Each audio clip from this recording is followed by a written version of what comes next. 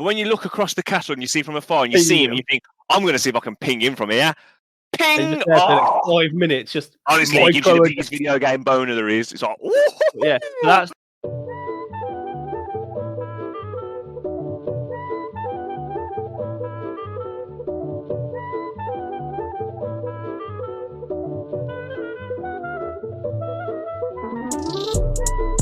Yes, Vincent.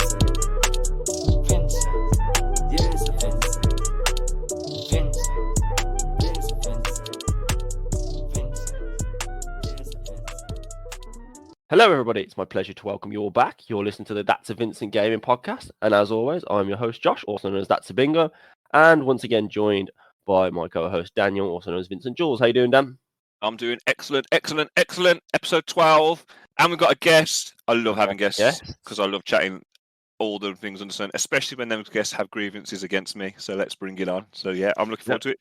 Speaking of that, it is a special week. We are again joined by a special guest. This time it's weekly listener and longtime friend of mine, Ethan. How you doing, dude? I'm doing all right, thanks. I'm thankful that you've invited me onto this podcast. It'll be it's a long time coming, but we just needed to find one with your expertise. That's all it is. Yeah, I wouldn't say I have one. But... Wow. This is the closest you got. This is yeah. If we did this podcast a few years ago, I think you would have been like a mainstay guest. But you just I was a sweat. Being an adult and going through like your PhD and all that, you just ain't got the time to do it as much as you had, have you? I say I don't have the time, but well, as we find out later, I've spent my time procrastinating today, maybe just ahead of anticipation for this this podcast. I've procrastinated a lot today, with one specific game as well. We're messing up his PhD. Our podcast is messing up his PhD. I love it. You just need to be like us and be sad, and everything else can be second place. I've just abandoned my kids today, just so we can talk about games and podcasts. I'm joking. As you are a guest, as always, it's the first time guest. We ask the questions. So Dan, I'll pass it over to you. You can ask the questions. All guests for the very first appearance, I'm sure it won't be your last, get the 3 specific questions. Now, have you looked at them ahead of time? Yeah. There you go. You're already better than some of our guests. I'm not calling anybody out, Sim. But so first question then, let's just get straight to it. First question, your 3 favourite games of all time, so that somebody can get a flavour of what you like. This is I've toyed with 2 of them. I didn't want to spend too much time on it. Yeah. I didn't want to spend too much time on it though. Okay. So I've got Assassin's Creed Brotherhood. It was like the first Assassin's Creed game that really fucking got me into the whole podcast scene. Oh. It got me into the whole Assassin's Creed franchise. But not only that, the multiplayer as well, that new added dimension to it. I was so hooked on it. I changed my profile picture on Facebook to one of the characters you could play on online. It was sad, and I was like, wow, I've never felt this way about a game before. And I remember playing the storyline. And I stayed up all night on like a Friday, and I stayed up all night. Bear in mind, I can't remember what year this was. Maybe year 7 or 8. It was around that time, yeah. Yeah, I stayed up all night playing it, and then I told my mum the next day. I was like, "Oh yeah, I was up all night." She said, "How long are you on it for?" And I was like, "I don't know, maybe until like 6 in the morning." She went 6 in the morning. She got bollocking. She banned me for a week. Yeah, Wow. So I wasn't allowed to play PlayStation for a week. So I was like, okay, that was good. Before you get to the second game.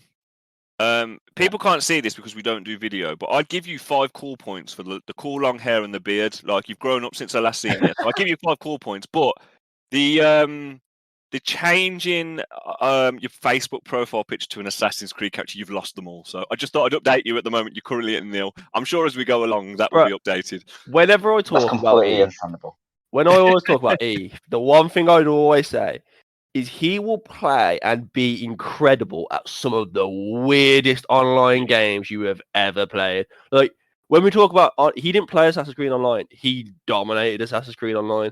Yeah. Purely because you were like one of the 4 other people in the world that played it. You played it. So, you played that like some people play COD. Oh, I'm just going to hop on. Honestly, go up on COD and play a good 4 hours of Assassin's Creed Online. It was just so weird. Honestly, it was so addictive, and then the fact that I got into a clan as well. I was playing with like this minor YouTuber at the time. I was like, oh, this is cool. And I was doing better than him as well. And I was like, Why haven't I got a YouTube channel? I will give you that. You were a demon at Assassin's Creed. You once made me play. Made me play with you, and it was just me walking about getting assassinated from nowhere. Of like places I can't even see. Nah, the only time I bullied in a video game. So that's number 3.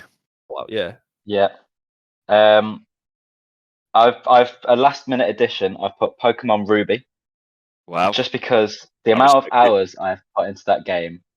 When I was a kid, I don't remember ever having a PlayStation 1. So from PlayStation 1 up to PlayStation 2, and I probably got PlayStation 2 quite late as well.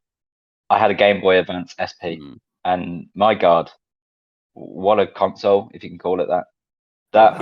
It's a handheld console for the DS, isn't it? Yeah, that I rate this pick massively, and it's so different to what anyone else would pick. I got a lot of flack from Cam. He messaged me when we was talking, ABCs, and he was like, "You put fucking Planet Zoo as P and not a single Pokemon," and I got all of the shit, which is quite weird because you guys really, I'd say you two miss Pokemon's big hype. Pokemon's big hype is my age, not your age. It was bigger when you came out, but it was better when we played it. That's probably true. I think it's Gen 3 when it's my favourite gen is when I'm from like the original 150. Yeah. My favourite gen is when the starters were Torterra, Piplup, and Chimchar. Yeah, that's ridiculous. Gen 4. It's Squirtle, Bulbasaur, and Charmander, and there's no others. Move on. Which one was Ruby? See, what gen's Ruby? I didn't care about Ruby. I think I don't know if it's 3. I can't remember, but it's the only one I actually ever played. I didn't care about any of the others. What were the starters? Was it Torchic? Torchic, Trico, and Mudkip. Yeah, okay. What a trio. And Trico, what a G as well. No, Mudkip is easily the best there. There's no way. We can't argue about that. That'll just take too much time. That's Pokemon Ruby. That's number 2. I rate that as a pick. It's individual and I like it. And you've explained why, and it's a good pick. And then number 1, it's got to be The Last of Us. Another game that it captivated me for ages. I remember sending an email. I must have been is this year 9, year 10? I think maybe year 10. I remember sending like a fan email to Naughty Dog, the creators.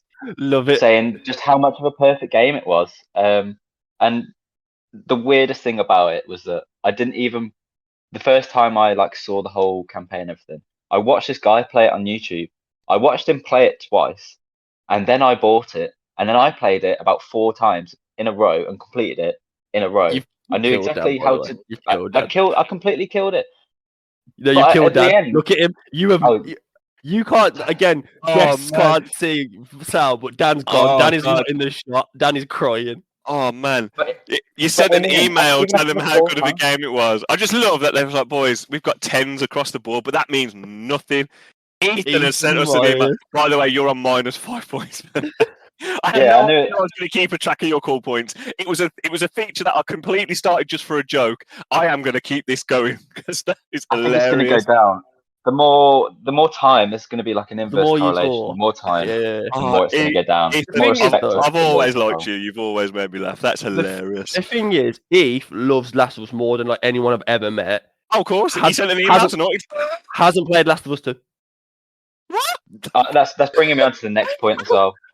Hasn't played Last of Us 2. Nah, I have. Right. The story is with that. I bought it when it came out. I was in my final year of uni, and I was just, frolicking around. I wasn't doing much, and at the time, like some of our friends, so another friend of the podcast, Tom Ferguson or Fergie, and et al, all the others, they all started getting into Rocket League again, or they all started playing Rocket League a lot. And then my housemate was also playing Rocket League. That's the word you've always wanted to hear. So I ended up playing Rocket League quite a lot with my mates, and I still had Last of Us 2. I played the first chapter, and then I was like, it got to this bit where I knew something was gonna I knew something was coming up. And I got past the main bit that comes up, I think, and then I was like, right, okay, that's that done. And I knew that something else was, the next challenge was ahead. And I was like, I just can't be bothered. And I never played it. And then I was going through this process in my head because I knew this would come up. I knew me putting The Last of Us in the top. It is weird. It is weird. I knew you bring it up. So I started installing it. I've installed it again today. And it's going to be the game I play instead of God of War because I need something to distract me while everyone else is Yeah, I get that. I get that. Okay, and then when you played Last of Us 2, We'll get you back on. we'll either get you back on, or you can send a voice note to Josh, and we will incorporate into this so we can have an update. Because it is mental. Because obviously, like I said, I love Last of Us, and Dan loves Last of Us, but like I've never met someone that loves Last of Us as much as you. We also need you on to talk about the TV show when that comes out. But then to like not be like we were on the day of release of like Last of Us 2. Oh yeah, I think to me. I think me and Tash like blocked out like a week. Mental to me. Smashed it out. That it coincides with the Ethan weirdness that I know and love you for. I've never known anybody to send a developer an email, which is hilarious to me, saying well done on the game, but and you then did not play that the in the sequel. game, and then you didn't play the sequel. It's one of those where, because I was so in love with the first one, it was like, I don't think the second one is going to match it. I get that. It was like me putting it off. I was shelving it because I didn't want it to just, ruin the perfectness of the first one. I do get that. I think the second one's better, but we'll get there. I mean, I want you to come on after you've played it, and we'll see how you get on. I'm really happy with that. Yeah. So the second question, and I hope that I laugh as much on the second one. So what was the first game you ever remember playing? This is tricky, but I think it's that game, and it was on this little console that I had with me and my brother used to play it. My dad would come home after work, and we would be there after school. My dad would come home, he'd buy us some wine gums and some other treat. I can't remember what it was. And we just sit there on this little console, and it wasn't a good console at all. I don't remember what it was. No, I don't remember what it was. No, I honestly have. You tell me the words, and I wouldn't even remember. Maybe if I saw a picture, I would remember. But and do you remember that game where it's like those two spies, and one of them's dressed in black, and one of them's dressed in white?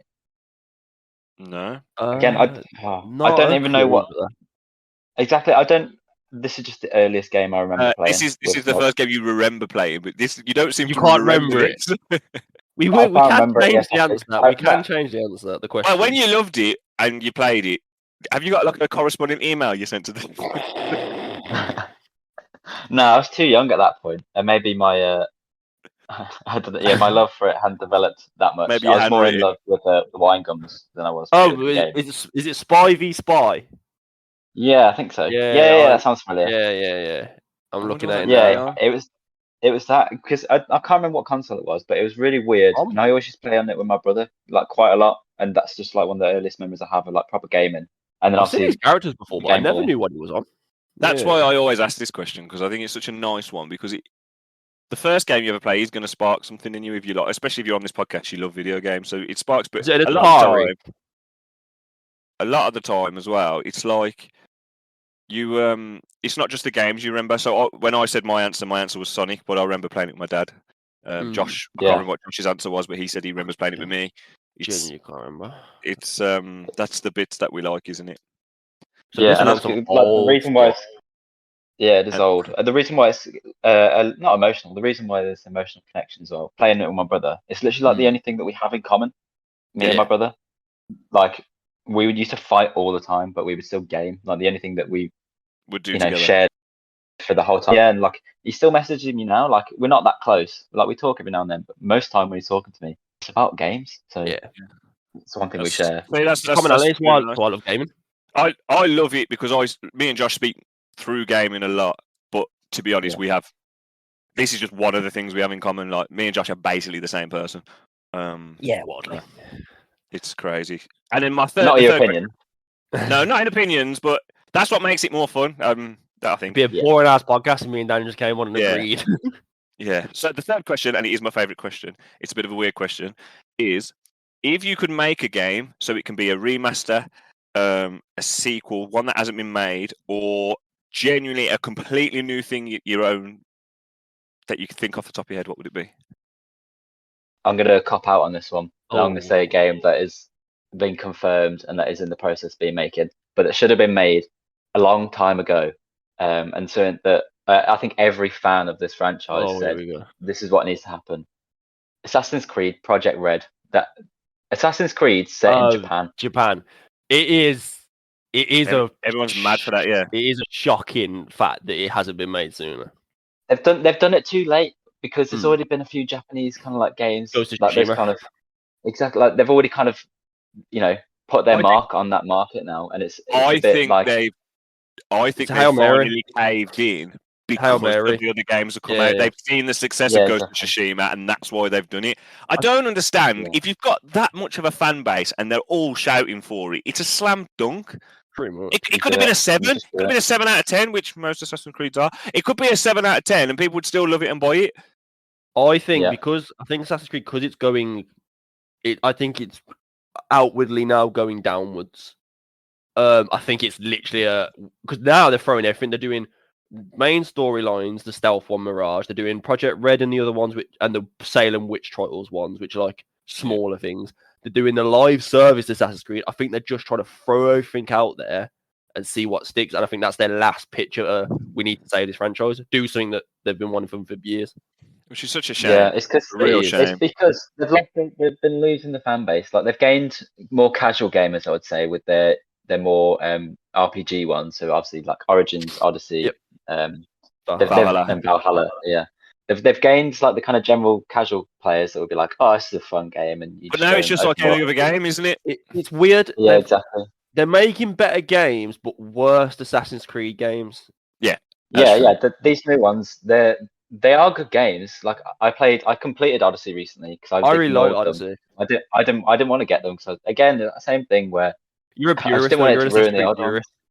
I am. So I was like, well, I know they're not really like Assassin's Creed games, but I bought Odyssey like last month and I completed it. I put like 80 hours into it, and it was a good game. And they tied in some of like the myths quite well, but there's just no element of how is he an assassin in any way, or she, whoever you choose. How are they an assassin in any way?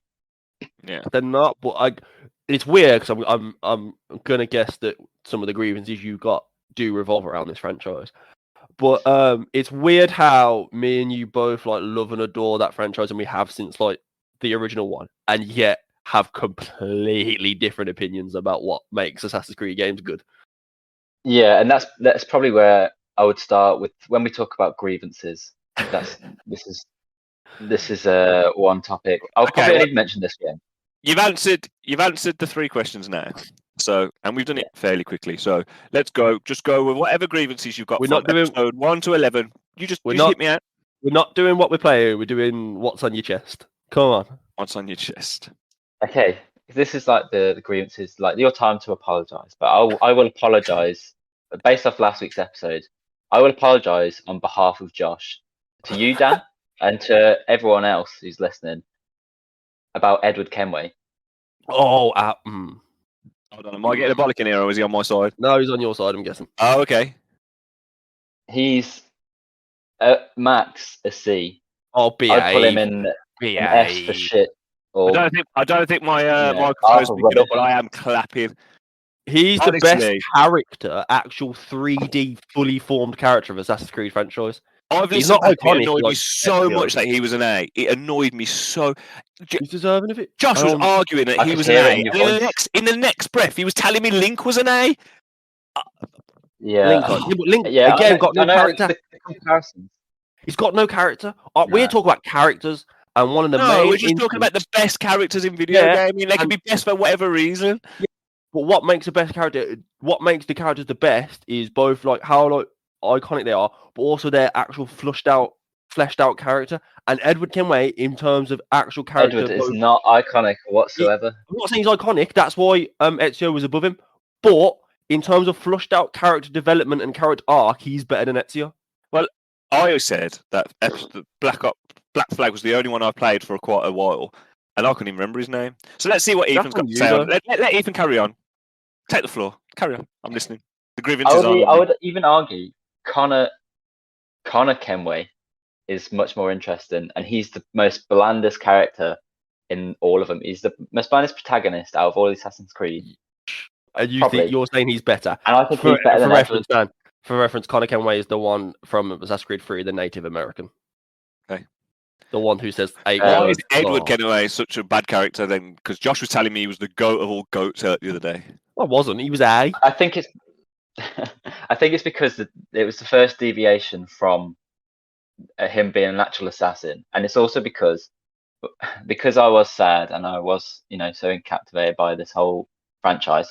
My stepmom at the time bought me like the accompanying book to the Assassin's Creed 3 game, and I read the book, and it was basically Haytham Kenway's diary, and that made me love Haytham Kenway. I could defend him as well based on. You love Haytham Kenway. Yeah, I sent Josh a couple of voice notes. It was a bit of a rant, but I don't need to bring it here. It'll take too long. It's my favorite. No, please rant. One will make good content, and two, it's my favorite.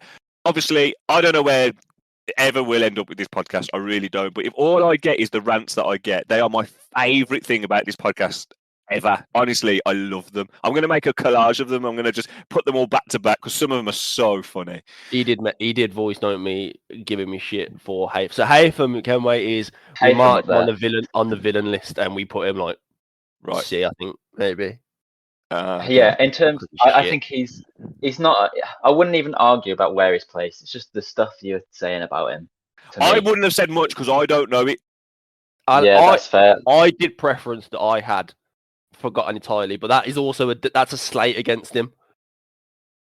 I haven't played God of War 3 for years and could tell you like everything about Zeus, but he just blended into the background. He's nothing, man. He's just a boring bloke. Now I know you read the companion pieces. I read exactly, so I had the whole experience. He was your profile picture.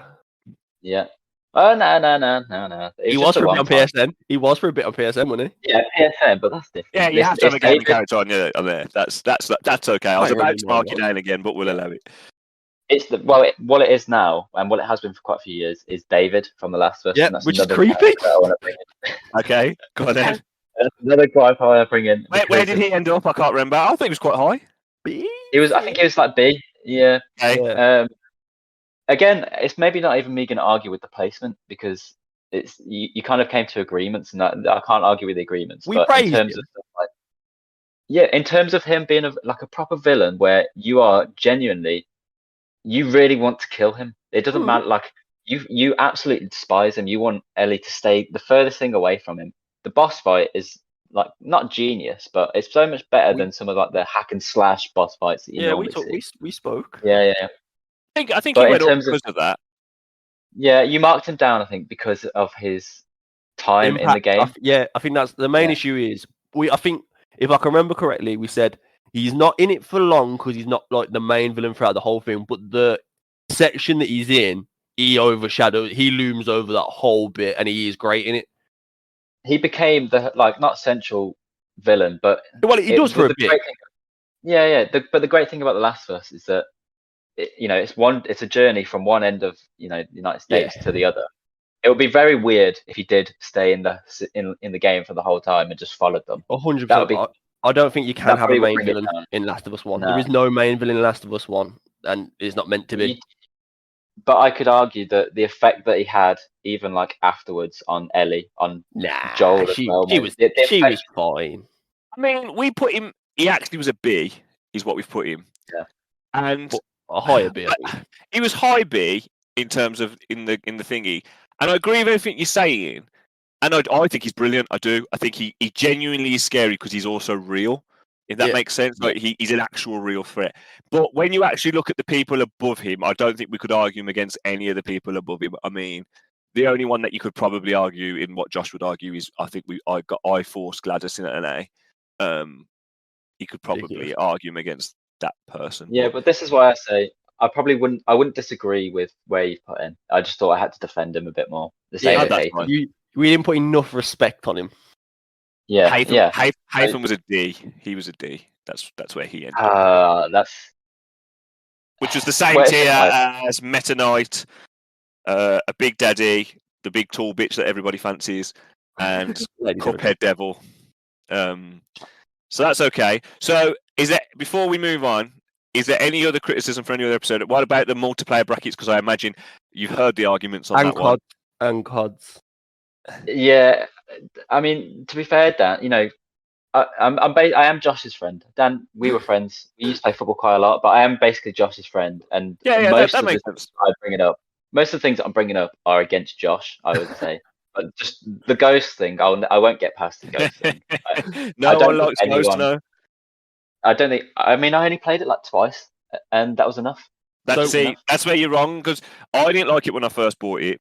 But it was the first Call of Duty on PS4, so it was the only one we had. So we kept going, and you just learn maybe not learn to love it, but it's better than it's given credit for. It's not trash tier. That's what I was saying. I felt so much validation. So not long after we did the tier list, we all went out. We went out with a group of our lot, and we was discussing the podcast with them because there were a lot of them were listeners. I was like, so what about Ghost? And everyone simultaneously at the exact same time, it's fucking shit. Which is fine. Your Loads of people brother is don't like it. wrong. But I put to you, I played more Ghost, and I always thought Ghost was bad when I thought about it. But then when I actually think of the hours I played and some of the maps, it's not as bad as people say, which is what I was arguing for. It's the worst, Carter. And how do you feel on the, or do you not have an argument on it? Josh's ridiculous Grand Theft Auto versus Monster Hunter argument. You can't say anything. Yeah, that was. I haven't played Monster Hunter, but I could hear it in your voices about how much that hurt. And I do get the sense that Josh probably was chatting some BS about GTA, especially about content. Because I've done the maths. So we still haven't got into the argument about that. I will bring that up. We'll probably bring it up next week because I'm going to just debunk them maths that you've bullshitted. But we're going to do that next week. And I suppose you've never played World of Warcraft because that's another one where I've had a lot of slack for. No, I did play that. I understand the reach of it. I understand how instrumental it was in terms of the Overwatch game. knocking it out. Well. Not gone very well. You played Overwatch, didn't you?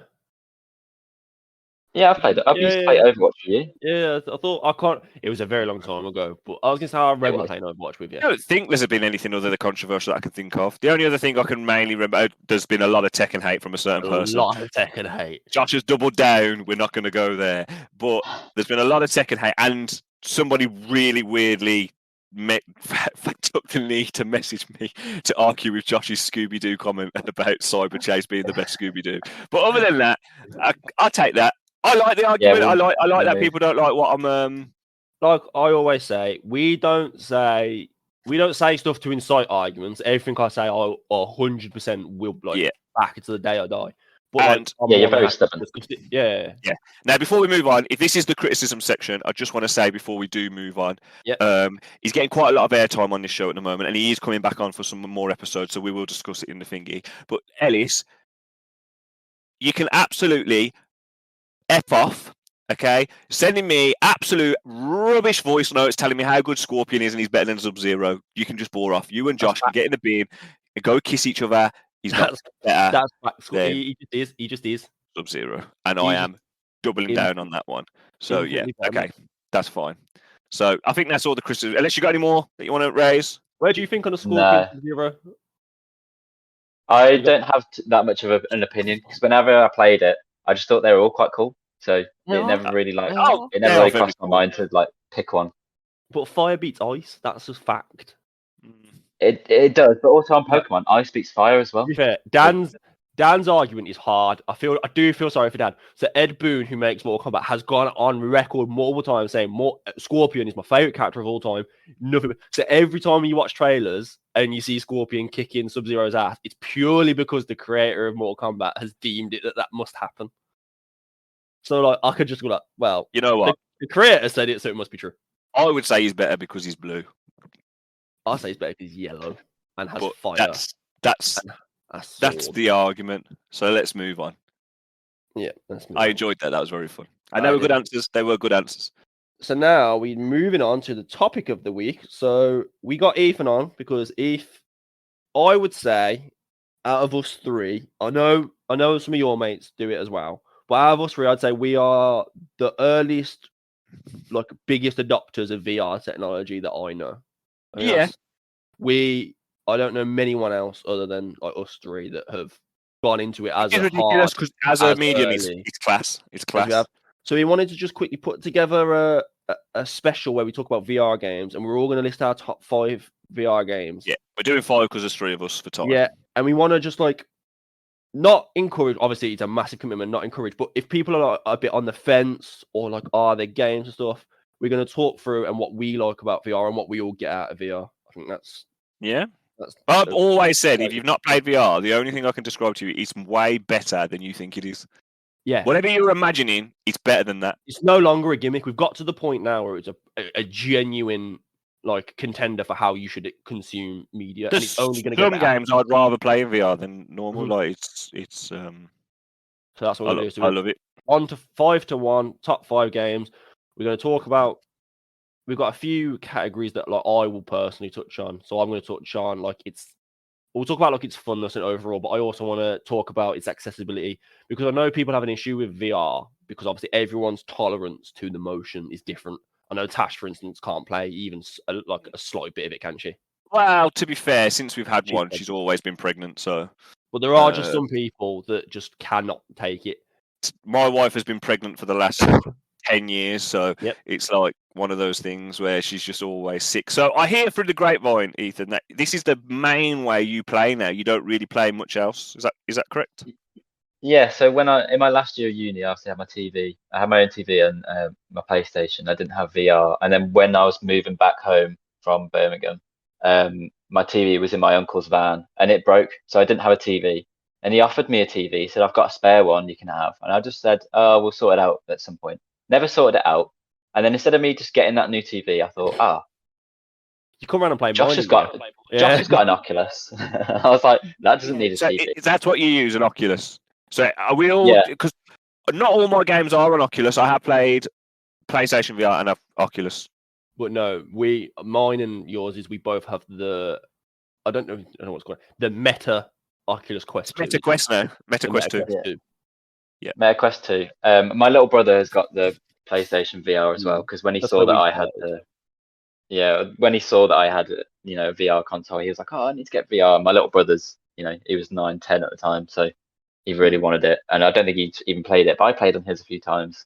I don't think it's anywhere near as good as the Quest. It's not because the motion controllers aren't that readily available, so not many people have them, and then that's what takes you out the immersion. The new one comes out in Feb. They've just announced it, but I love the fact that instead of getting a spare TV that was offered to you, you went out and bought a £600 VR console or like a £400. VR Most people don't spend £600, Josh. You spent £600 because you decided to buy that and every VR game there was, and a strap, and the special strap and the extra hard drive. And is the strap not better?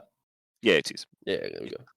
The strap is better, but also my friend. So basically, my friends from uni, when I met up with them, we went to Manchester back in like May, and I brought my headset because I thought that would be a good idea. It is.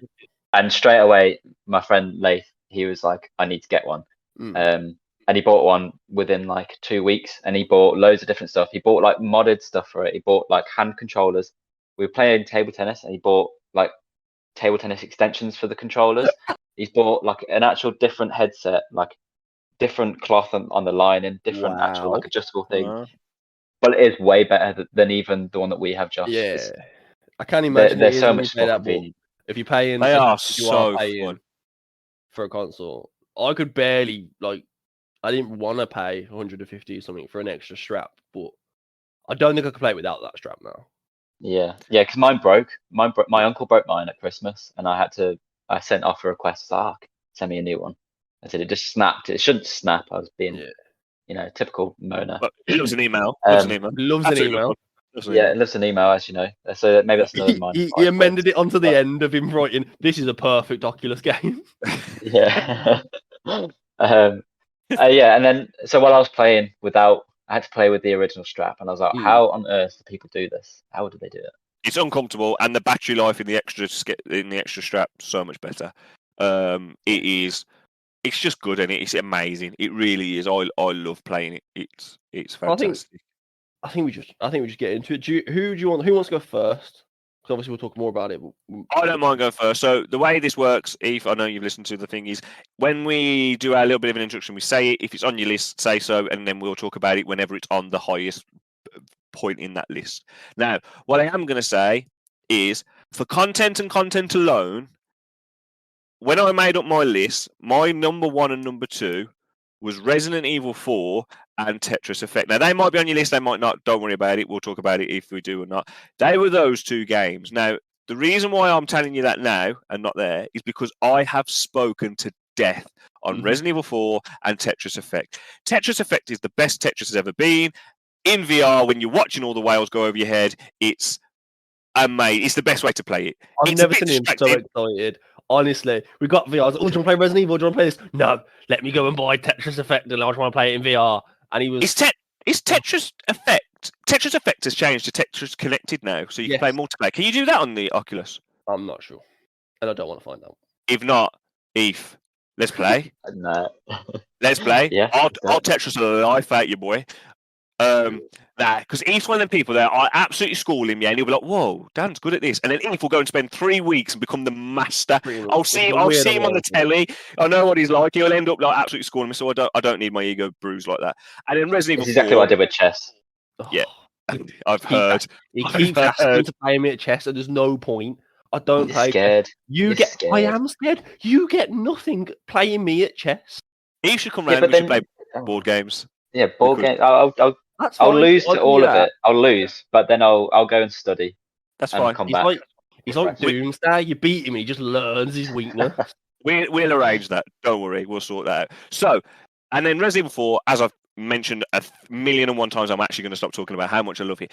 But they made it in VR. When the remake comes out, you're going to dedicate a whole episode. Oh, I really am. But when they made it in VR, they didn't just port it in a shit port and put it on VR. They completely did, and it's the best it's ever been, and it's the best way to play it. If you've never played it, play it on this. But I've got a feeling that's going to hit somebody's list, so I'll talk about that later. So I haven't included those. So that way, I've got to rearrange my list. So I'm going to put in at number 5, Astrobot. Ooh, not bad. Not bad. No one's list, no? Nope. So it might not be on Ethan. So Astrobot is my only PlayStation exclusive. Okay. It's a for those that don't know, and we'll have to explain a lot of these games because people don't know. Yes. Many. Astrobot is a bit like a platformer, like imagine Crash Bandicoot, where you're going around the world and you're collecting things, but it's in VR. It's not like Crash Bandicoot, but it's. It's more. Yeah, it's more Ratchet and Clank. Like Ratchet and Clank, then fine. Similar thing. It's a 3D platform where you try to find all these things, but it's in VR, and you can't express how much that makes it better in terms of the way you're looking around corners, upside. It's so hard to get across why that makes it better. It just makes it better. It's not like a gimmicky VR where like they're running at you. You're just. It's like. You're over. It's like when you play as a kid. Yeah, like when you play as a kid, and you have a little toy set above you. It's like that. Like, you're just like looming over the toy set, but like there might be like a wall in your way. So to manage the jump, you need to like lean round and stuff like that. And you can look around corners, and then when he goes above you, you got to look up to see where he is. It just works, and it's so good, and it's definitely worth playing. The charm, music, everything is so crisp and clean. My only downside to the game, and the reason why it's number 5, it's very easy and it's not very long. It is very easy. And it's not very long. And I know, like, I find Crash Bandicoot and stuff like that easy anyway. It's the challenge on those games is they're not easy once to collect everything, but even Astrobot isn't hard to collect everything. I think the problem with it being saying the length of it is that they don't want to make a very long game because VR takes a lot out of you. No, yeah, I get that, but they could have made it and you could have done it in sections. And also, it was very early VR. They didn't know that it would be quite as good as it was. Would have the. I get why it's so small, but Astrobot is amazing, and it's probably the best. Astrobot popped off. Like a lot of people were like hailing it as like one of the best games that came out. That's what I remember seeing recommendations all over on YouTube, especially. So Astrobot popped off that much. That's the reason that the PS5 comes with Astrobot's Playroom. Yeah. It's basically unofficial PlayStation's mascot like now for the foreseeable future. Yeah, that's fine. But I completely forgot about that. That's a great shout. Eve, do you want to go with your 5? Yeah, well, my number 5. I reckon my friends who I play Oculus with and my uni friends, I think they'd probably be surprised at this one. But number 5, I've actually put Onward. Okay, stop talking about it. Yeah, I can see Josh. Stop talking about it. Josh's face. But that's Josh's face is all I have to say. Which one's Onward? Yeah. The Call of Duty / Battlefield one. Right, okay. So explain what it is. Say no more. Yeah, so it's basically just obviously. It's on my list, higher up. Wait, Ethan can explain what it is, and then we can talk. Okay. Let Ethan explain what it is, but then we'll talk about views after. Yeah. It's basically like you are an actual soldier in a battlefield, and it's very realistic without having the best graphics. It's very realistic. It's quite diverse, and And it is fun to play. But yeah, Okay. I'll say no Yeah, more. it's Okay. the I have played it's it. a I have slap, it's played. a slap bang between COD and Battlefield. Yeah. Where you are getting the instant respawns arcadiness of COD, but you get like Rush and Battlefield is like holding positions and talking like that. But Yeah, and the game modes as well is like reminds you of Battlefield. Shocked me that that's so low down on yours. Yeah, we'll leave it. Anyway, my 5's not long because I have talked about it recently when we talked about horror games. So mine's We've got plenty of time. You can just. Saints and Sinners, Walking Dead, The Walking Dead, Saints and Sinners. Okay. And So the explain what only it is in reason- case anyone hasn't listened to the other episode. Explain what it is. Explain why you like it, and explain why it's so good in VR. Okay, so it is a single player, open world, sub-open world, third person like survival horror game where you go in your little hub world, you get it's like permadeath, you get your little tools and stuff in your little base camp, and then you move out to different open world sections of a flooded Louisiana. Yeah, Louisiana. No, it's not Louisiana. It's what's the place where they are on Princess and the Frog? New Orleans. New Orleans, that's the one. It's flooded New Orleans, and then you got going out in the open world. I have a daughter. Just point out Yeah. that's why I knew that so quickly. Princess and the Frog slaps. And you go out, you do missions, and you get your resources to bring back. And it's so good. It's the perfect game for VR because it increases the tensions like tenfold. Permadeath's scary and zombies are scary, but when you have like line of sight and you're constantly checking your back because you can hear noises and you have to crouch and do all this, it just amps it up tenfold. I genuinely think this could have been a lot higher on the list. The only reason it's not up there high is just lack of playtime. Have you played it? I played it enough to love it, but not enough to like chat about This it. would be on my like what's the word or what's the term? Yeah, honorable mention. This is on my honorable mentions mainly because again I don't own this game, but when I first played Oculus, it was Josh's and it came around, sat in his room, and this was one of the games that I played, and it was the first one where I really felt like properly immersed. Like other games like you get there, but Saints and Sinners is like, oh my god, these are actually coming for me. Like, I would say Saints and Sinners is the first instance I've seen a VR producing an actual video game and not an experience. Whereas stuff is like, oh, it's VR and it's you play it, drop it, and put it down. You've played the gimmick of it or that. Walking Dead is a full-on video game that's got like great story, great combat, great world design, and stuff like that. And it just happens to be in VR rather than a VR like tool. So I haven't played. So in context, I haven't mentioned. So I've played VR, PlayStation, and I've played Oculus. I've played a lot of Oculus, but I don't own one. I always play Washes. You play so I am looking to borrow it soon because there's a few things I want to do on there and finish a few things off. I have played this game, but I've only played like a horde mode. I haven't played the story, but it's something I would love to do. So maybe if I could borrow it again, I'd like to play that because I'd also want to finish off. I also want to finish off Resident Evil 4. So if you could let me borrow it again, then that'd be great. But no, it's great. The graphics are quite good for VR.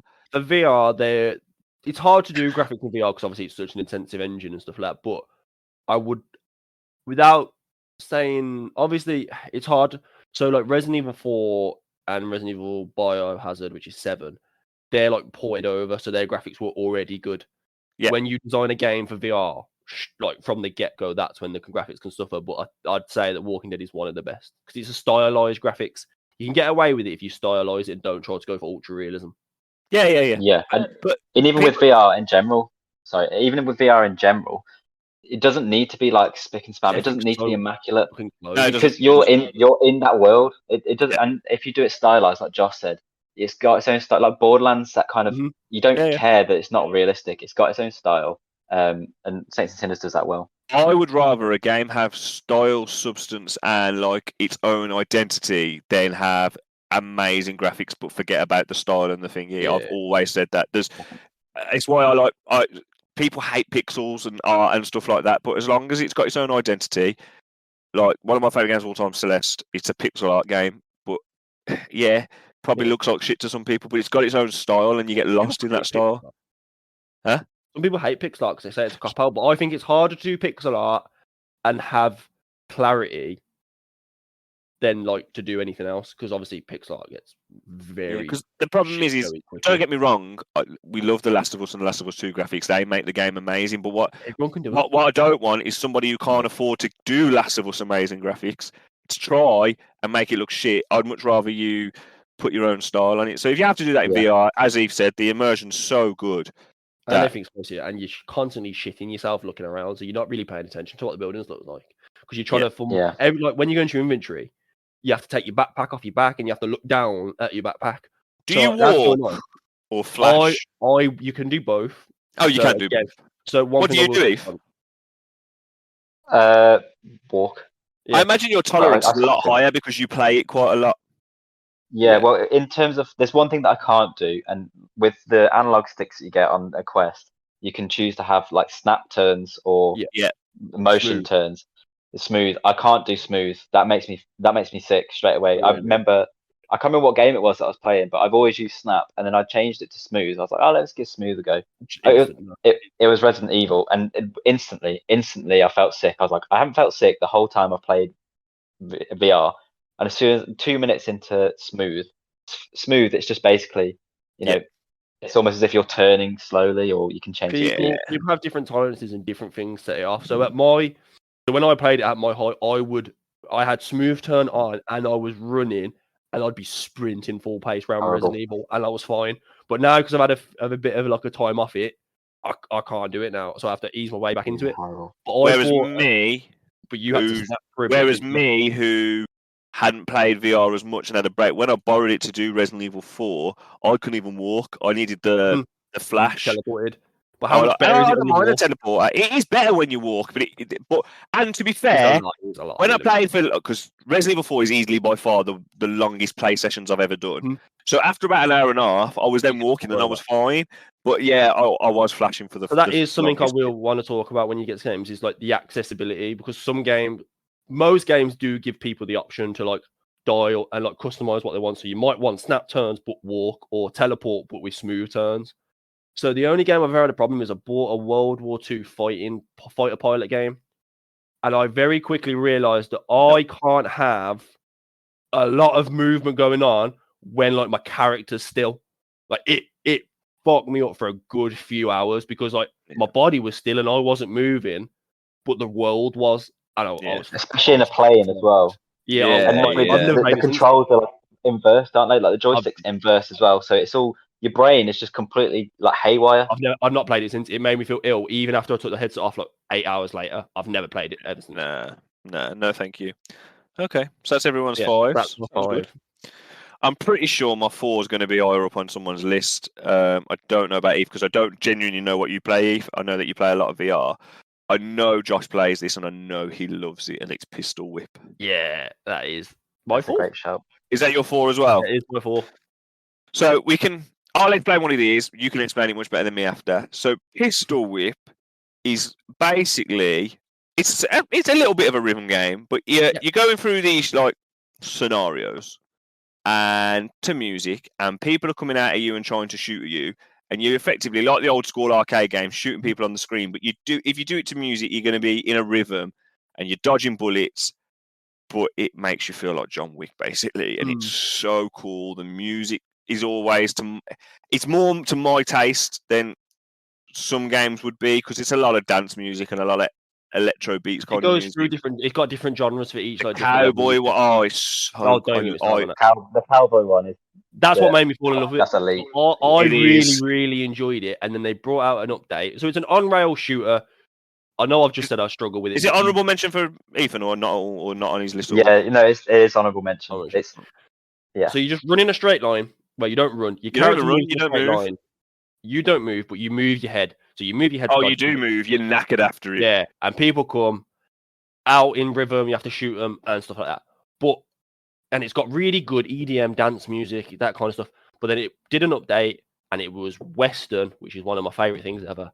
And the first song is the intro song to Borderlands 2, and you're running down Western Street with a revolver and a 6-shooter in each hand. Josh and honest to God, it was like one of the happiest I've been when like discovering something from a video game.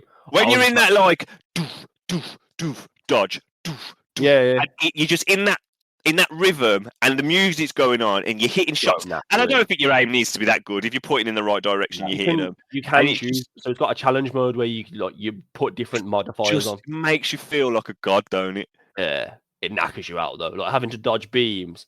It put like the first time we had that, and we doing some of the harder levels, and we just genuinely couldn't do it. And because the levels are like good 2-3 minute levels. Yeah, and the reason why VR enhances it is because yes, you could do this at the arcade, like House of the Dead, but the reason why VR enhances it is they're above you, or you sometimes can like bend round the corner and like pop a shot off, or you could. Because the thing about VR that I found a good VR game is you're in it, and if you think you can do something, you can probably do it. So like when you play like Resident Evil or something like that, and you think, shit, how do I get my shotgun out? I can't remember the button. There's no button, dummy. It's on your back. So how are you getting your shotgun out? Oh, I'll just lean over and pick it up from my back. Oh, yeah, of course. And then, I don't know about you. I know you're not holding it, but it genuinely just feels like you're holding it. You might have you move it around and you just... Because I've dropped something in game. Oh, shit. Oh, no, I'm not actually holding this thing. Honestly. So it's just... And that's what I like about it. So you're not just holding this gun and shooting it. If you want to bend your hand and bend round the corner and lean down or crouch or dodge, you can do it. You can gangster shoot it. You can do whatever you want. You can turn it side. You can do it upside down if you want. So and when just, they like, shoot, I like to headstand personally, and just when they shoot bullets at you, you have to. It will always go for where your head like is resting, and you have to dodge. But like in VR, when that bullet like grazes your face, you're like, oh mate, it's so especially good. When you're concentrating on like where they are. So you shoot, and you just see this bullet come out. You're like, right. What's the developer's name? I'm going to send him an email. I can't remember. I've also had a. It's Devolver Digital, isn't it? Isn't it Devolver Digital? I've had it. That's their publisher. I've had a mare. I've just thought of a VR game that's not on my list. Oh, don't worry, it's on mine. Okay, that's fine. And if it's the one I'm thinking it is, you're an absolute sausage. It's because I played it. The one it is because I played it, did everything with it, and then never played it since. It can't be the one I'm thinking of then. But we'll get to it. But yeah, Pistol Whip is so good. It's a great workout. It's more tech demo-y than it is a video game. But because sometimes I like VR. It's Beat Saber with guns. Yeah, that's a good way to describe it. Beat Saber's also great. Beat Saber is great. And if it's on someone's list, we'll talk about it. If not, it's a great honourable mention. Beat Saber is that's great. Pistol Whip. I know we're all big fans of Pistol Whip. Pistol Whip / Beat Saber, because Beat Saber, you could literally equal it to this. I think they're really good intro games to get into VR. Yeah. Beat Saber has a Blackpink song, which and the KDA song. And the KDA song. So Korean pop for the win. League of Legends for the win. So what's your 4, Eve? My 4. I don't know if it's in any of yours. It came out, no, I wouldn't say a while ago, but when it first came out, I suggested it to my friends that I play. I was like, we should check this out because we could play it. We're always on the lookout for like co-op games that we can play because most of the time I jump on, I want to play with someone, not just because I'm lonely, but just because it's just fun. I am lonely as well, but it's just fun. Hey, come round, we'll play board games. It's fine. Yeah, it's calm. I mean, I'm only in Birmingham, so it's not like I'm so far, but. So this game is After the Fall, and I literally only bought it last week. Okay, you have to explain what it is. I don't know it, so you've got me. And that's the first on the podcast.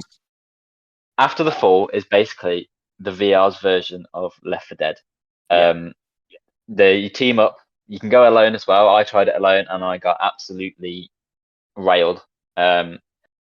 It's basically Left 4 Dead. If you haven't played Left 4 Dead, it's basically like they've got different modes. So you can do like horde runs where you start from one area of the map and you've got to work your way through. But it's basically you against zombies. You do know you're going to make Dan want to buy this now.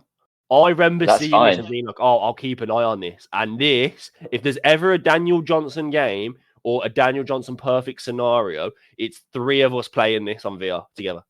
It would be sick, honestly, because they brought out a new update, and this is what made me and my friends buy it. They brought out a new update, and the customization you can get with your guns that you can use. So you start off with a pistol, and you basically go around. You've just got this single pistol.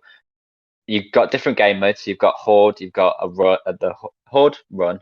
You've got a harvest as well. You've also got a normal horde. There's lots of different types of modes that they've got just to kind of like spice it up. So if you just want to stay there and like do a zombies type thing. From like COD where you just stay in one place and just bang. Bunker down, Yeah, but the problem is, well, not a problem. The good thing about it is that when you first started the game, you only have a pistol, and it's not like you can just choose your weapons from a menu. You have to earn those weapons through the harvest runs. So you go on a harvest run, and you'll find that some dead body somewhere, or there's usually like some frozen people. They'll have a gun that they're holding. So I got a shotgun in my last run. So then I went back into the horde, and now I've got You could 2 use that now. pistols and a shotgun. Yeah, and so through like exploring more of the game areas, it actually gives you more of an advantage for other game modes as well. And you can customize. They give you like I can't remember what they're called, floppy disks. You collect floppy disks, and you can you basically use them as a token to upgrade your guns. And you can do like some mad stuff with your guns. You can get sights. You can get like proper power ups. The new update to it has basically led to like a whole new wave of customization. And I can tell. I mean, I've only, like I said, I only bought it for last week, but I can tell this is going to be a game that I'm going to put so many hours in, and that's a big aspect of virtual reality games. Some of them you would argue that it's just a tech expo or something. Yeah, it's like, oh, look what we can do. Like the biggest one of those, I don't understand why people pay for it. £15 as well. Is that Richie's Plank experience? It's like £15. We did. Dan made them. Yeah, exactly. Yeah, but £15 to basically trick your old relatives into You're never falling doing it into again. TV. You're doing it once and you're never doing it again. Exactly. So that was one of the biggest things when I was thinking about some of these games on this list that I've made. Replayability and being able to just pick it up and go straight back into it again. Something like Pistol Whip is good because you've got so many different songs. Beat Saber as well. Obviously, you have to pay for the songs, but that's a gripe. But I won't get into that. But after the fall, I can tell. Obviously, I can't guarantee, but I can guarantee that I'm going to play this quite a lot. I'm going to try and max out my guns and play it with my mates because you can just play it over and over again. So that's my number.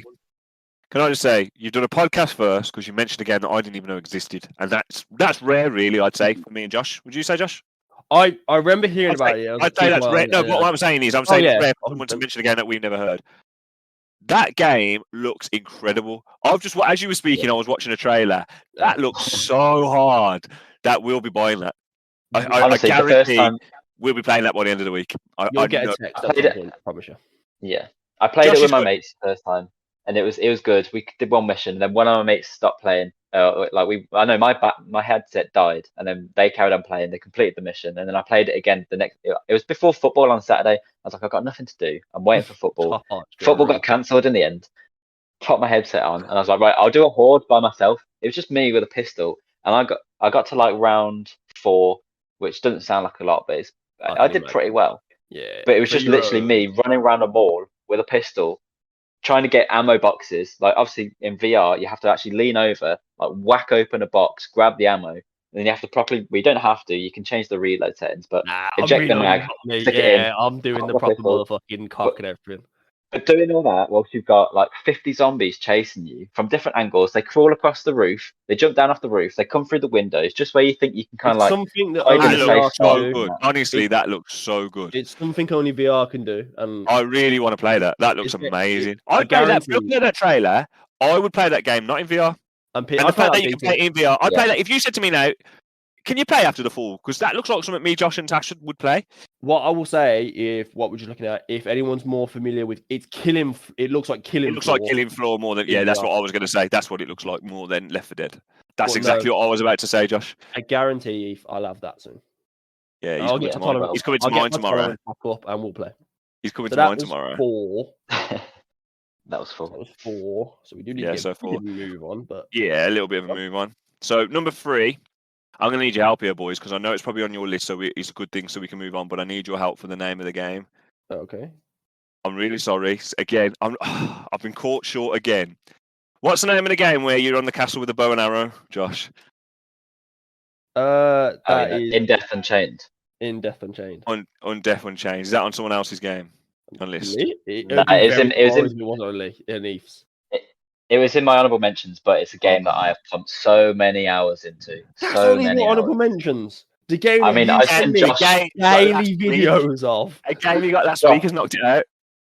Yeah, exactly. Josh, I'm telling you, you need to upload on the Instagram. You need to upload like maybe one of those clips where I'm just popping off headshots, bam, bam, bam, bam. This is all he does. I get 3-minute long videos of entire like Unchained death runs. I tell you what, Eve, You explain what the game is because you know it more than I do, but I just love playing it.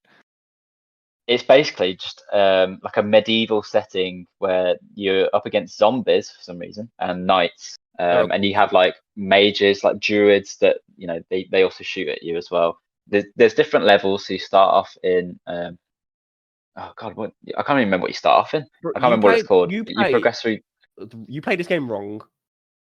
Yeah, I played it wrong. So there's a horde mode that you're best off to describe the horde mode. But what actually is, it's a roguelike dungeon crawler. That's how I remember it. Bow and arrows. Yeah. We're going around. You're going around this level shooting arrows, and my god, it feels good to headshot people with a bow and arrow. And you go through and you get to the end of the level and you do a boss. It's like Binding of Isaac, VR, and you only have either bow and arrow or a crossbow. If you use a crossbow, what's great, and Josh, and if you'll know what I'm on about, is because there's a castle, so you could be going down these long, like windy, like out on the top of the castle outside. Yeah, fighting the ones in front of you is awesome. But when you look across the castle and you see from afar and you see him, you think, I'm going to see if I can ping him from here. Ping! For 5 minutes, just honestly, it gives you the biggest video game boner there is. It's like, yeah, that's the section that me and you are most familiar with. Eve plays the game and plays the tower defense mode. Oh, okay. I have done the other mode. I think I got past the level to. I can't remember what the based off. It's based off a book. It's got like Purgatory. I can't remember what the other ones are, but I got quite far into that one, and I thought it's a little bit boring. I'd be like, I've killed this boss. Good. Yeah. I was like, oh yeah, because at one point I was struggling. I was like, oh, I just can't do it, and then literally I had luck, and then within like an hour I sent it again. Saying, oh, it was really easy. You just have to do this. And then I prefer the horde kind of mode where there's basically a portal that you have to defend that's got loads of lights. And you're just kind of like sat on the side, and they come from different areas, and they have to try and get into the portal. What I will say is, balloons. What I will say quickly is because a lot of people who listen to this, it's easy to remember games that you've heard of before. There's a lot of games that you think, oh, what was that game called again? So Josh will make a graphic of all of our top 5. And we'll put it on Instagram so people can have a look at if they like the look of this game. But my God, that's my number 3 because I think it's awesome. Josh, I think mine might be on. Oh yeah, go on, Eve. You're 3. I want me to go 3. Okay, I think this could possibly be in some of your lists. And I think, how do I? Yeah, I'm just gonna go for it. It's Walkabout Mini Golf. Oh, it's further up on my list. It's on my list. Yeah, okay. I'll leave it, but I think. Oh no, sorry, it's my 3. So it's your 3 as well. So okay, so we'll skip that because it's higher on mine. Yeah. It's higher on mine, but yeah, we'll get to it. Because trust me, I will talk about that game now. We'll skip to 2. So I'll 2. Start with my 2. Okay, yeah, you start with your 2. My 2 is Blade and Sorcery. Okay. So it's an early access kind of thing. It's very like light on the ground at the moment. But Blade and Sorcery is on big PC VR, where you need a big VR, big like fuck off PC to run. They cut it down a bit, trimmed a bit off, and they got a VR for Oculus Quest now. Mm-hmm. And it is the modes they are. You can either have a horde-based mode where people run at you and you pick up different medieval weapons and you're like in a gladiator pit stabbing and doing magic, or there's this little roguelike. Fucking love a roguelike dungeon. So you pick your weapons at the start. You pick your weapons at the start out of all the weapons. So you can have like a scimitar, a maul, a battle axe. And you go in and you go through this castle, this like riverside castle. And it is, I don't liking this game because it turns me into a psychopath. But like the feeling of like you've got some like a woman running at you with an axe and you just perfectly time your swing and you just like decapitate her. But then like what Dan says, whatever you do can work. If you want to like jam your spear into her head and then throw a spear with a head on and pierce a woman into another wall, you can. Or like you can pick up a shield and like throw your shield Captain America style and knock someone out and like take their arm off. And it's like VR is perfect for 2 things: shooting guns and stabbing things. Yeah. Those are the 2 best things you can do in VR, and this is the best way of stabbing people. We'll talk later on. Golf. What Eve said earlier, but there's some sports that lean to it. That's what you want to do. You want to shoot. It's golf. But you can play that sort of stuff. You can't go out and shoot things. You can't go out and stab people. I get what you're saying. VR is perfect to do things that you can't do in reality. And when someone runs at you and you just are in them or blocking with a shield and you stab them or using magic, it's so good. Like, and they're like, it's knackering, but like the amount of stories I've got and like Lucy's video recorded me like going into like barbarian rages on a VR, like just because in my head I'm looking like a twat, but in my head I'm like fighting 4 like people with a twin-handed axe. You know what I mean? It's just it's so good. It's what you bought Gorn for and didn't like. It is. It's the perfect way to do melee combat in VR. There's no better than that game. The problem I had with it was that when I bought it, I don't know if my Quest was, on low battery or I'd just been on it for a while and the performance has dropped. But I bought it and I was playing it and it just felt really tinny and really horrible. Like I was trying to grab their heads and stab them, and like the grabbing wasn't working. And sometimes the blade wasn't working. I was like, okay, well I'll just do some magic then. And I couldn't get to grab some magic. And then because obviously I played in death so much, and the bow and arrow mechanics are literally perfect. You can't touch it. I went into Blade and Sorcery, got the bow and arrow. I was like, yeah, see how this is. And I shot, and it was like a really limp arrow that just went, and just like hit the ground. I was like, you kidding? I thought I need to cash in on the refund because you can get refunds on it. I was like, I need to cash in on it. I would say I saw it got updated. Play mine. Yeah, I'd either say come around and play mine or try it, and then if you want to do it by again, because you have that problem where like the syncing is quite difficult. Like every now and again, it won't register 100%, but it's a marvel the kit works in general. Yeah, and with PC as well, that game is. I imagine it's way better. Like I said, we've got like the light version, but still, like when you used to get like a game off the App Store and you put in light version, you get like the cheaper one. That's what this is, but it's still perfect to what it does. Fair enough. So what are we on now? Number 2? Yeah. Right. My number 2 is Super Hot. This is the game that I forgot. Have you ever played Super Hot? Yeah, it's in my honorable mentions. It nearly came close, to be honest. It nearly came close. How you forgot Super Hot? I played it, loved it, done everything, and then I've never played it since. I love Super Hot. So for those that don't know, Super Hot, you can play it non-VR, and I kind of want to see what that would be like. I don't really get it, but anyway, Super Hot is you basically go through these scenarios where one scenario might be, right, you've got 3 people, one's coming from the right, one's coming from the left, and the other one's shooting you, and you've got like a gun to your side, and you just have to run that scenario as quick as you can, and you might be like, right, I'm going to pick this gun up, I'm going to shoot him, and then I'm going to throw this blade at him so that they're at the same time, and you just have to basically like trial and error until you get there.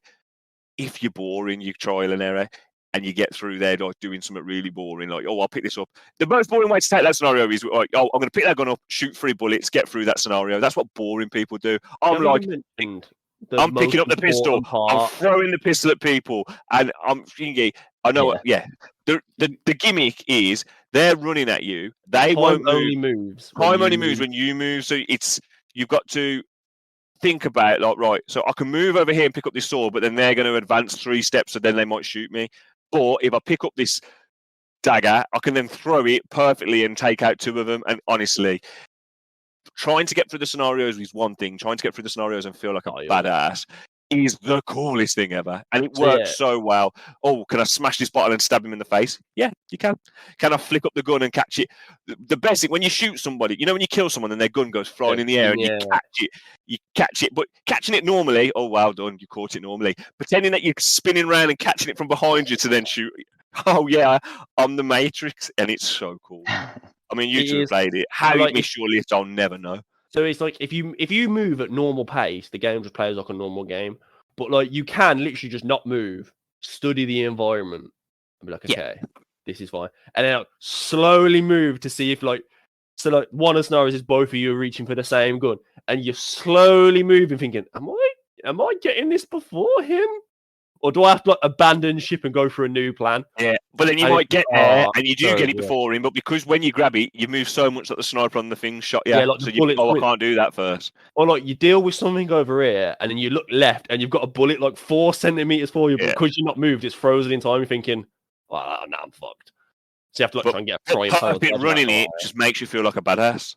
Oh, it is good. Oh, it's incredible. That was actually the first game I played on VR at Josh's house. It was the first one I was like, no, listen, this is what you need to try. The experience of like slowing down time, it can't go wrong. Well, it can go wrong, but when you pause, I don't know, it's so hard to explain. Yeah, and when you're so immersed into it as well, and you just like Josh said, you turn around, there's something you haven't spotted, and all of a sudden it's massive. But then you've got the time to like calculate everything. You feel like a Terminator almost, where you're weighing up these different routes and you're calculating. Okay, well, there's someone over there that I need to deal with, but they're not that important right now. You move a little bit and you see there's another guy appearing at the corner, and it's just you're keeping you on your toes whilst also toning down like it's not so fast paced and but when you explain it doesn't sound that good, does it? I'll never forget explaining it to my dad because he plays VR. What I was about to say is that because of its functions, our old man played it and basically completed it because it's not can you react the fastest, can you move quickly, can you press all these buttons. You can just methodically take your time and just jolly good just because when everyone plays it first, it's really like panicky and shit. And then after like a good 2-3 hours, everyone's just doing it at a leisurely pace because they know the speed. And another good thing as well is, and I know that we might have mentioned it before, but just to clarify, great thing about VR is our dad can play. Now, my dad, he's played games with me all the time, but he normally likes a fighting game and he'll like Sonic from back in the day, but he won't play anything else because he can't remember, he can't move the analogs accurately, so he can't play shooting games. He can't remember all the controls. But there's no controls to remember on VR game. It's that you press that one to pick something up and you let it go. The rest do what you think. So he's like, well, how do I get that bottle? And he's like, Dad, you're asking a stupid question. You get that bottle, boy, go over there, pick it up. Now, sometimes you look at it and you end up walking into the wall because you feel like, but the Oculus has got things to stop that. Yeah. But it's just, and that's what's so good about it. It's so intuitive. It's like, I don't need to be told. I know this picks up. So if I want to pick that bottle up and smash it over that guy's head, I can do it. And then he'll drop his gun, and I'll pick his gun up, and I'll shoot him up there. It's got a nice style to it as well, and it's it's nice. I really like it. Again, stylish, not the best graphics. I wouldn't say I haven't said it about the other one. What I say is I would say Super Hot is perfect beginner because I don't think it's intensive on you at all because you take it at your own pace. Yeah, I agree. I think in terms of like because Blade and Sorcery, I'd say like that's going to take some getting used to. You run, you're stabbing, you're moving. That will make you feel sick if you're not used to VR. Super Hot will not. If you don't have a VR and go out and for whatever reason you decide to listen to this podcast, you think I'm going to go get one. If you go out and buy Super Hot VR, you will be so impressed. You will be able to play it easily. You can't believe it's perfect. It's the perfect starter game, but it's also not just a starter game. It's also great on its own right, and that's why it's my number 2. 100%. What's your number 2? Your number 2. My number 2 is a sports game so I guess my number 3 was sports game. My number 2 is a sports game, and Josh, I don't think ever got this. Maybe he did, but I've never played it with him. It was going to be something else. This is 11 table tennis. Now, when I was a little kid in year 6, I joined the tennis table club at French Primary Community School, and I got really into table tennis. And then me and my mate Ferg, who's obviously a friend of the podcast, we'd play. He had one at his house. Obviously, the biggest thing with table tennis is that you need to have room for a table tennis table and all the equipment set up. Most time you can't.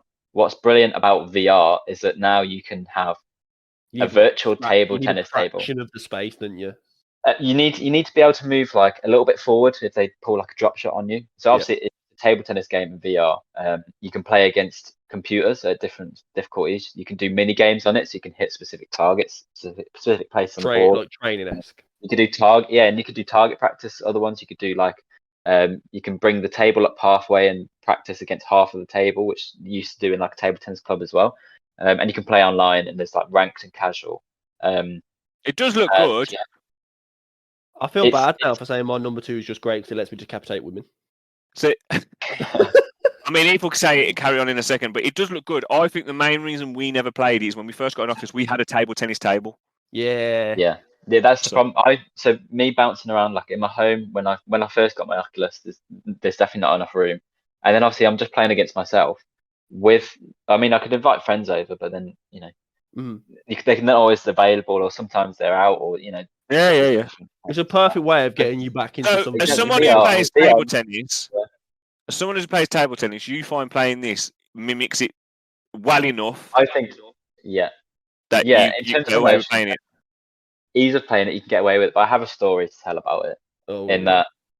I play football. I play for a football team, and we had like a night out, and we went to this place in Birmingham where you could do like bowling, you could do table tennis, you could do like a sports these bar, like a Roxy type thing. So we went, and because I've been smashing out 11 table tennis on my Oculus. It was like I thought in my head, right, I'm basically a pro again now. Like I basically have been practicing for I've got hours of practice. I'm gonna smash you all. So I recorded my gameplay of it. I sent it into my chat. I specifically edited it so it's literally a 6-second video of me doing this like amazing like spin shot right in the corner, and the other guy started clapping me, and I was like, okay, I'll cut that down. I sent it into my football group chat, and I said, you're all gonna get dicked when we play.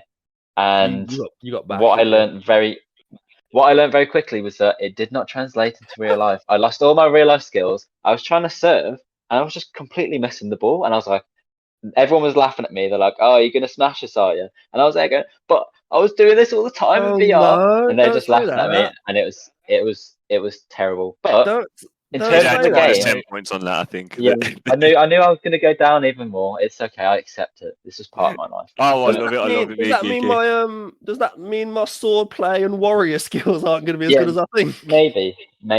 Yes. But it doesn't matter. I can't use a bow and arrow from 100 yards to hit the size of a pea head. What? Maybe not. But it doesn't matter. It doesn't need to be like good enough. you actually train it. It's not for pros who want to practice when they're traveling on an airplane. Yeah. It's for people that want to have that fun again. And the fact that you can play it, like the fact that I play it with my mates. I play it with my mate Leith and Mark. Leith, he's traveling around. Like sometimes he goes back to his home in Dubai, and he's playing it with me. And he's in Dubai.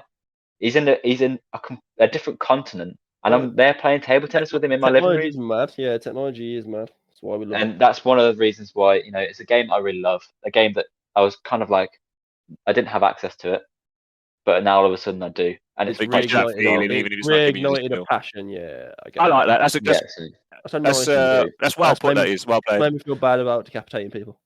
So it's our number ones, then, boys. Number ones. Who wants to go first? Well, I'll go first because you know what it is. Oh yes, shit, of course. So my number one is Walkabout Mini Golf. Walkabout Mini Golf. I have played this game more than any other VR game. It is, for those that don't know, it's mini golf. That's what it is. But it's because it's VR, it feels like you're playing golf. I love golf anyway. I absolutely love it. It's my other passion other than gaming and football right now. I just have fallen in love with it at the age of 30 because I'm old. So that's mini golf. And it feels like you are hitting the ball properly. And if you want to play it properly, you can play it properly. But the greatness of it is it's in VR. So if we want... It's the ultimate party game, isn't it? It's still in VR. That's what I love about it. It's still in VR. So if you want to do a crazy course and you want to be on the top of a mountain while a big swinging axe is, or you want to be in space, and you're like, wow, this is so crazy. And I love it. I think the courses are good. I think the ball reacts exactly how you think a ball should react. So the skill involved. I mean, there's nothing I like more than when we come around yours, because we've only got one, we can't like multiplayer. So what we just do is we pick a course, play the front nine or the back nine. Let's see who gets the lowest score. Broadcast it to the telly. Broadcast it to the telly. Everyone in the living room is playing. We're watching everyone else play. And and it's like, it's so good because you're watching other people playing. You're like, oh, he's gone that way on that bit of that course, and he saved a shot. So I'm going to do that. And then you try to do it. I just love it. It's great and crazy without being gimmicky. Like none of them are like shitty. You have to get it in this. A lot of the gimmicky and the thing is, they know that you're completely immersed in you're in a candy castle. You're in an actual castle. You're on a mountain. Space station. You're in a space station. The one where you are. My favourite is the one where you are literally in the hills in like Scotland. And you can peer over the edge. I absolutely love that one. It's all snowy. The what one? The Japanese garden ones. The Japanese one. Oh my god. That one. That's so bliss. Oh, yeah. I just that's probably my favourite too. You just turn around. You just see these blossom trees, and you're like, "This is amazing." So Oculus can change your home screen. Yeah, mine's the Japanese one of that. I love it. It's so good, so good. And then you can obviously look for all the little balls and stuff. But I just love it. And I know I love golf, so I'm biased. But I could play that game. There's a really weird riddle system in it. I know, yeah. If you get the second, so it goes like the normal courses and then like hardcore versions. And if you go into hardcore versions, you have to answer 10 like riddles to find bottles or like items to do with that level. And then you want like a special golf club. Yeah. It's so weird, but so great. I don't like the course. I'm the same with any mini golf. Like the one where you just have to hit it into like a thing and then it goes all the way down the thing. And it's a bit of luck. I never like those ones. But the ones where you can just read the contours of the grass. No, it doesn't. And the one where you can just read the contours of the grass. You're right, if I bounce it off there, You roll around there. Oh, just it's bliss. It's beautiful. I love it. I love the hard courses. It's a great game. Fantastic. I knew it would be on mine. I knew it'd be on yours. And I think I'd love it more if you was to play with Ethan. If you was to play with Ethan, because you're both in it together, you actually see each other on the course, and I think I'd love that even more. But that's what I played. So when I played with my mates, we played it the other night. Literally, we couldn't decide on a game to play, but you can always rely on Walkabout because we were like, "Oh, what game?" You can play Walkabout when deciding what to do. Yeah, exactly. And like just doing the driving range, I haven't even gone into a game. We're just there in the driving range trying to beat each other's scores, and you just look up and you just see like the avatar. Yeah, they've got driving range where you have to like hit it into like zones, like targets basically, but they're like further away. I didn't know there was on the Walkabout one. It's not like a driving range, but it's like more of a mini game driving range where you have to like hit the targets. We haven't played for a while.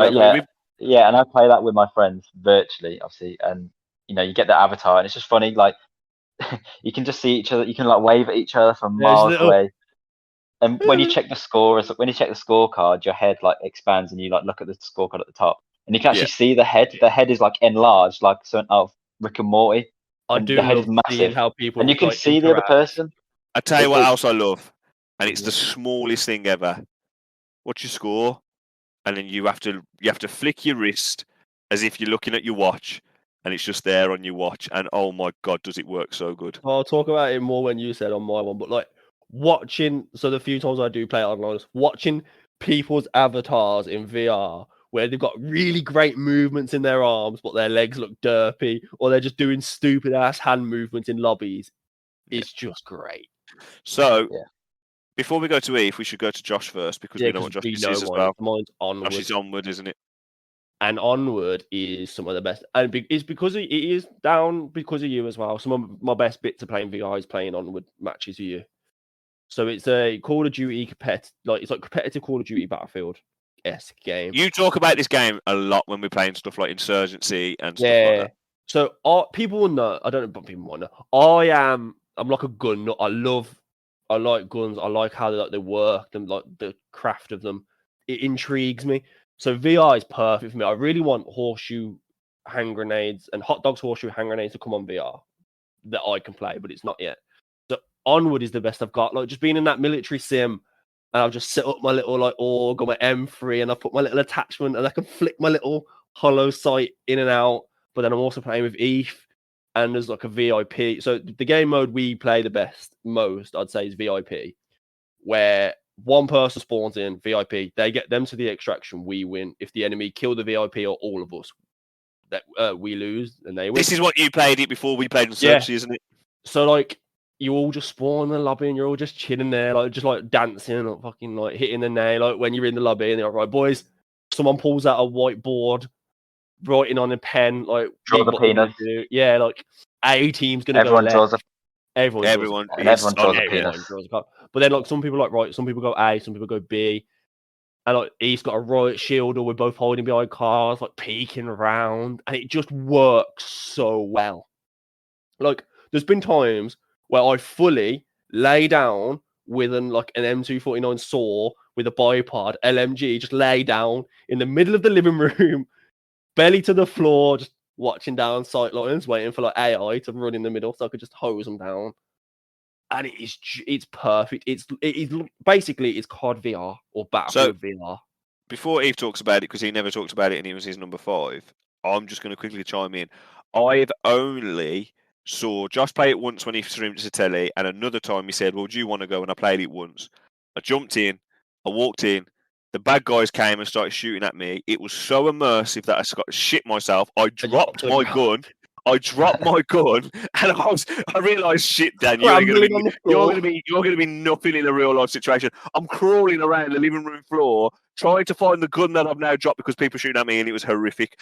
But I did like it. But we just bounced off it because we was playing something else. I think I made him put Walkabout on. Like me and you, like when we was defending. So one of the maps was like a downed helo in like Afghanistan, like Middle East country, and Eve was in building all the way over there, and I was watching it. I sat on my bed, so my character was like squatted with a bipod on a window, just chilling, waiting for people to come through.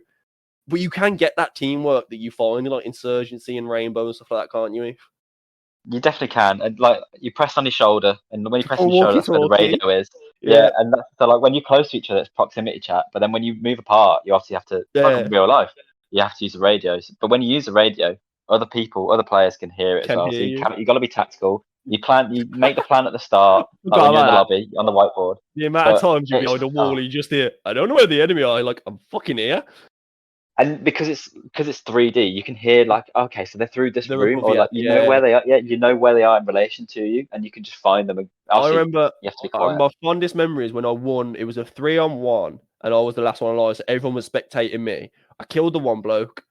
The second bloke saw me. I managed to just get I managed to like win the trade, and I didn't know where the last bloke was, and I literally heard him going, "Yo, are you still alive down there, or like, are you dead?" And like I heard him have the realization that he's on his own, and I just knew where he was because I heard him talk, and he was upstairs, and I won it, and everyone was like, and then when you win it, everyone comes back that's talking, and I was go on. I was like, yeah.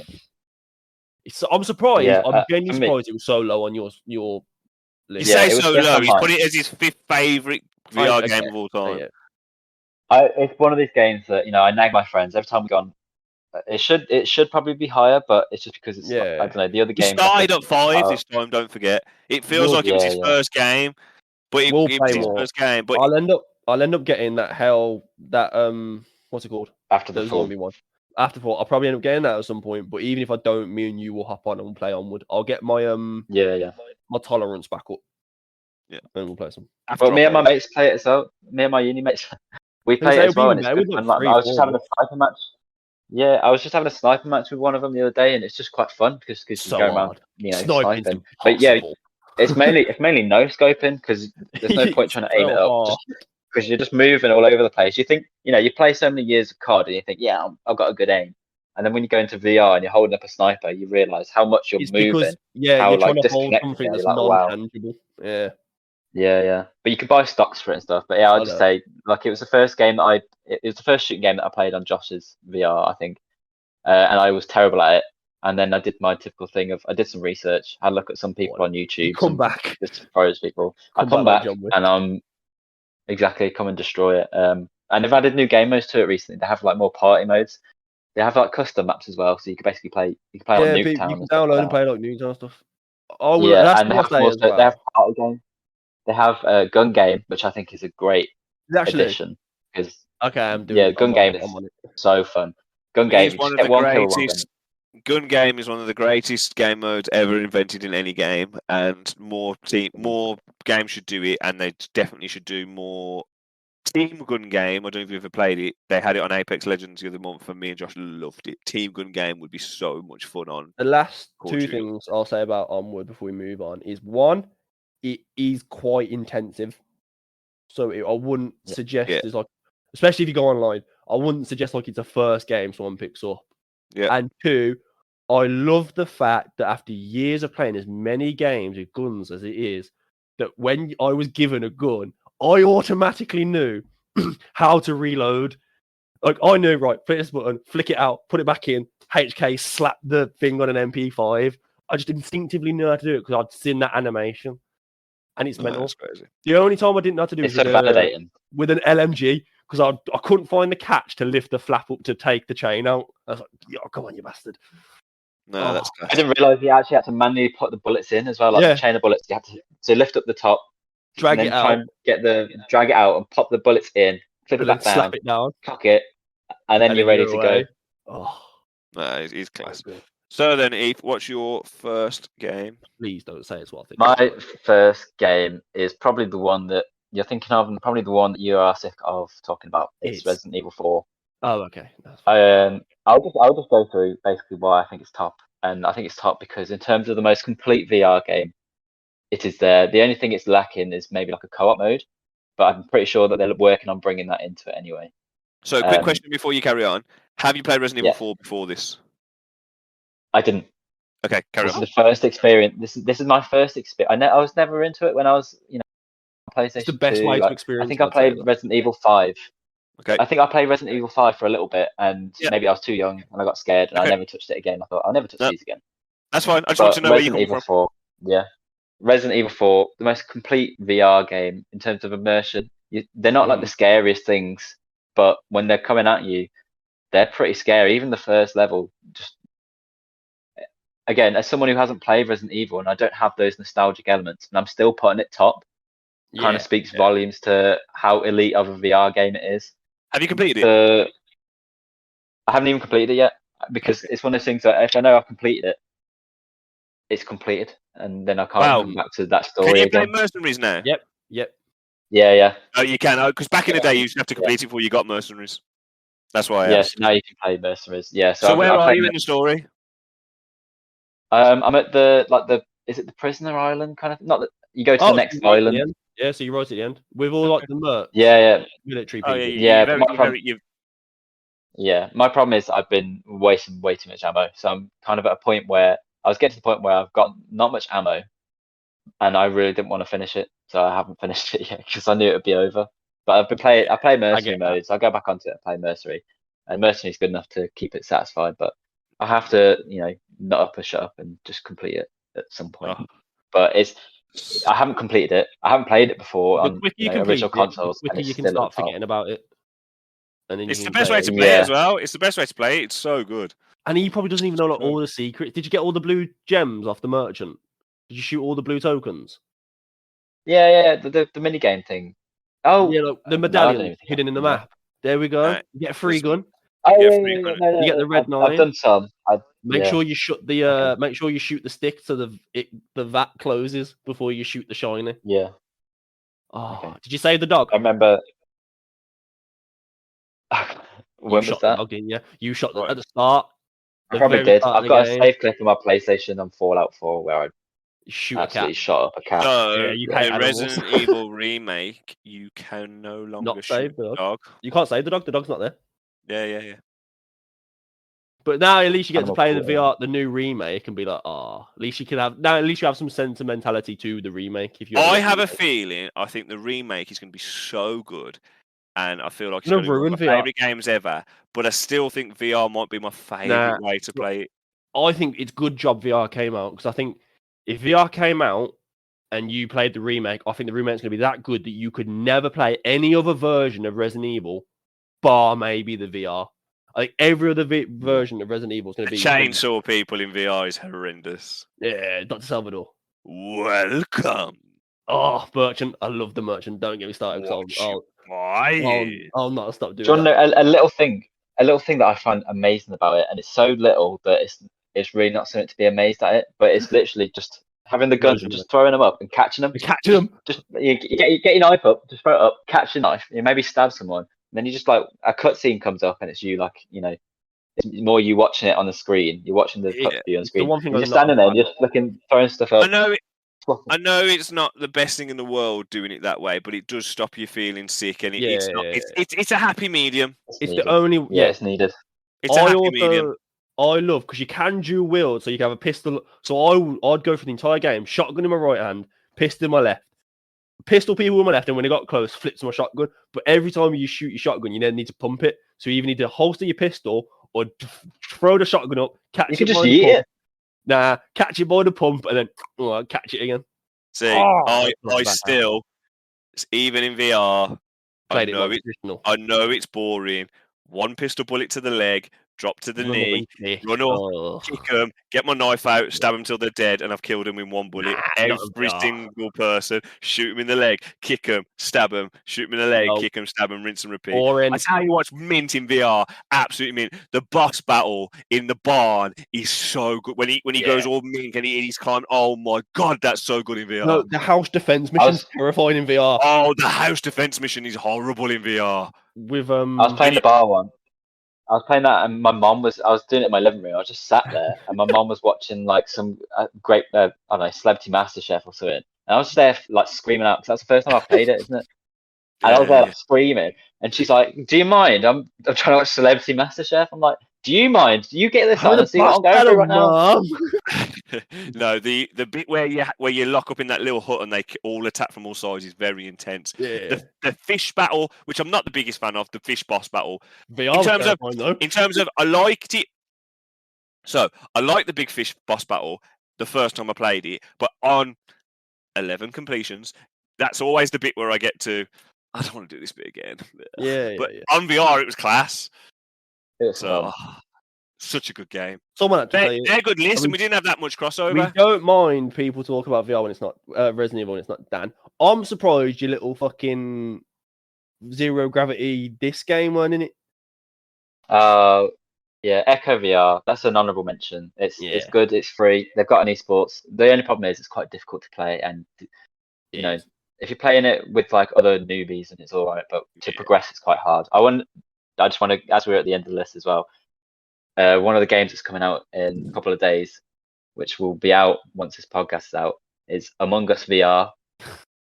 How amazing! Well, that has so much potential, especially when you're in a party. It's got proximity chat. Imagine just doing a task, and you hear someone come up behind you like, "Hey," or just something even creepier. I think it'd be all right in VR. I'm not a big Among Us fan just because I prefer to play board games in that sort of setting. But I imagine in VR it'd be quite cool. No, but I'm really looking forward to it. The only other honourable mention I've really got is I really like the disc golf game. Yeah, Ninja Golf. I like the disc golf game. I know hitting a golf ball feels good in VR, even if you're not even really doing it. Always quite nice to just hit it. I know it doesn't feel the same as real life, but it's still quite nice to hit it. If they got that a bit more realistic, that'd be cool. I'm trying to think what else we played. There's one more as well, which everyone came out. There was so much hype about it, and I haven't actually got it yet. But both my mates have got it, and that's Bone Lab, like the sequel to Bone Works. Oh yeah. It's got so many amazing reviews. Yeah, but again, it's more of those demos, or just showing what the technology could do, and it's one of those games where it's not a complete package, and it's going to get better the more people start developing mods for it. So I thought I'd just mention that as well, because everyone's saying it's a game changer for VR, which at the moment I don't think it is. But don't forget, once you go to VR as well, you can just go to the cinemas and you're in the cinemas watching a film, or you can go to a Netflix, or you go to a Blackpink concert, like all that sort of stuff. Just so cool. Yeah. But I'm really happy with them lists. I'll get on the graphic and do that. But I think that's a really good introduction if someone either is on the fence or just wants to like get a knowledge about VR. Because I think going forward, VR is only just going to get bigger and it's going to get more of that. I mean, just to go out there, we've told what we played it on, so we've not got the big souped up, so none of us have played Alex. Yeah. I'm sure Alex would be on here if we could play it, which is Half-Life Alex. If we could play it, that's meant to be one of the best VR games there is, but it's not on the big fancy, what you call it? It's on the big fancy fuck off PCs. It's on the big fancy PCs, which we don't have. Yeah. But yeah, so that's great. So thank you for coming on, Eve. Yeah. Thank you for the criticism. Thanks for having me. And I'm sure we'll get you on again soon. It's the only thing we say is when it comes out, the episode, just share it to everybody that you know. Yeah, we'll get you on. I'll carry on messaging you, and once we find a topic that you want to throw your 2 cents in, and you get a bit less busy with like your PhD and stuff, we'll get you on again. If you want a whole episode of me analysing Last of Us 2, or that might be interesting. I would definitely like to hear you. And I 100% get Josh to give me my number. I want the voice note that you sent to Josh to forward to me because I want to hear what you think about it because that's hilarious. I want to know if you sent them an email. So, only if it'll gain me some points, but I think I'm beyond saving now. So you're on -10. Don't worry. I'm at the bottom. That was only because you started off at +10 because of the beard. So that's what it is. Okay. Right. Once again, thank you for coming on, and thank you to everyone listening. Hope you enjoyed this episode. We'll see you again, Dan. Thank you for coming on and hosting as always. Until the next week, which I think is hopefully going to be the bracket. Sim's booked in. Yep. Until Sim's then, booked in. Let's go for the bracket, and I think he's going to be the feistiest of the episodes next week. Maybe. Until then, thank you again. Once again, E, thanks for coming on. Thanks for everyone listening. Bye. Bye. Bye.